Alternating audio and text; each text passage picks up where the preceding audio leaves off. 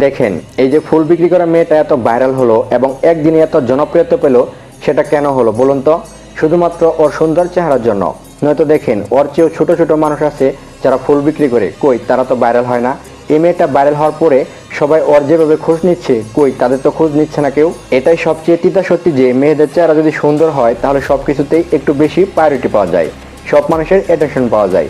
ঠিক যেমন এই নায়িকা পরিমণিকে দেখেন, পরিমণির নামে এত এত খারাপ রেকর্ড, আর এতগুলো বিয়ে করার পরেও সবাই পরিমণিকে ভালোবাসে। পরিমণি কোথাও গেলে সবাই হা করে তাকিয়ে থাকে, কথা বলার জন্য পাগল হয়ে যায়।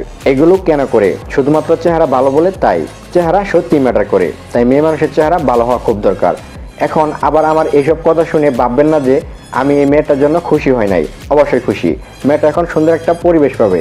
কিন্তু রাস্তায় এরকম বহুত মেয়ে দেখছি ওর মতোই ফুল বিক্রি করে, বা রাস্তায় খালি বোতল টোকায় বা ময়লা তুলে। বিত্তশালীদের কাছে একটাই রিকোয়েস্ট যে আপনারা যে পদক্ষেপটা এই মেয়েটার জন্য নিলেন, ঠিক তেমনভাবেই বাকিদের জন্য নেবেন, তাহলে দেশটা এগিয়ে যাবে।